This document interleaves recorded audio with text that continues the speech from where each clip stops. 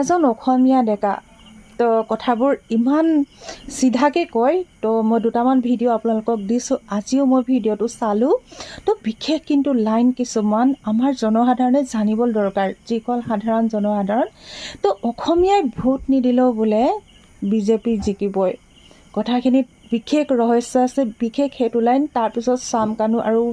সিদ্ধাৰ্থৰ বোলে একেজোৰ কাপোৰ পিন্ধি পিন্ধি কি অৱস্থা হৈছে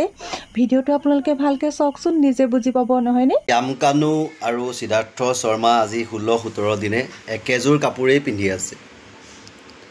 জেলত শুবলৈ বিচনা নাই মাটিত শুইছে মহৰ কামোৰ খাইছে আৰু জামিনো দিয়া নাই চৰকাৰে এই ডায়লগটো আজি আমাৰ অসমৰ বিশিষ্ট যিজন মন্ত্ৰী তেখেতৰ মুখৰ পৰা আমি শুনিছোঁ যে তেওঁলোকে জামিন দিয়া নাই সিদ্ধাৰ্থ শৰ্মা আৰু শ্যাম কানু মহন্তক ৰাইজৰ দাবীত তেওঁলোকক জেলত ভৰাই থৈছে বাক্সাৰ জেলত থৈছে যে 14-15 বছৰ যদি জেল দিব লগা হয় ক'ত থ'ব তাতেই থোৱা হ'ব গতিকে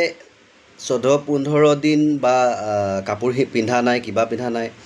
জেলৰ আচলতে আমাৰ ভাৰতীয় যিটো আমি সাংবিধানিক হিচাপেও পাওঁ বা আমি দেখোঁ জেলৰ ইউনিফৰ্ম থাকে আচলতে কয়দীৰ এজনৰ ইউনিফৰ্ম এযোৰেই নাথাকে চ' সেই কয়দী ইউনিফৰ্ম পিন্ধিবলৈ দিব লাগে একেজোৰ কাপোৰতে কিয় ৰখা হৈছে আৰু আমি জামিন দিবলৈ মানা কৰা নাই জামিন দি দিয়ক জামিন দিয়াটো আমিও বিচাৰোঁ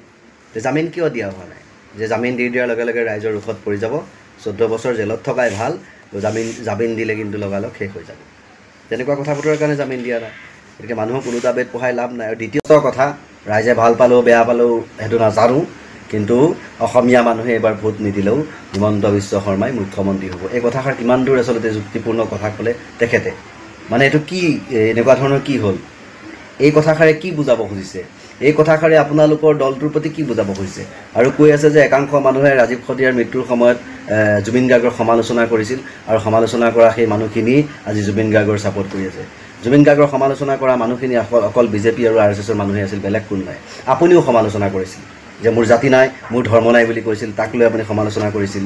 তাৰপিছত আপোনাৰ দীঘলী পুখুৰী গছ কাটিবলৈ নিদিয়াক লৈ সমালোচনা হৈছিল বহুত কিবা কিবি সমালোচনা কৰিছিল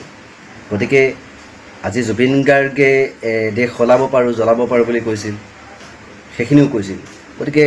সকলো মিলি পেলাই তেখেতক আঁতৰাই দিয়া হোৱা নাইতো গতিকে এতিয়া আঁতৰাই দিয়াৰ পিছত ৰাজপাত পাম বুলি ভাবি এতিয়া দেখিছে যে ৰাজপাত ৰাইজে দেখোন একেবাৰে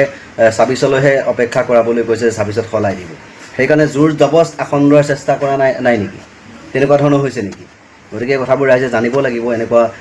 কথাটো যে কোৱা হ'ল পীযুষ হাজৰিকাই যে ক'লে যে এই বস্তুটো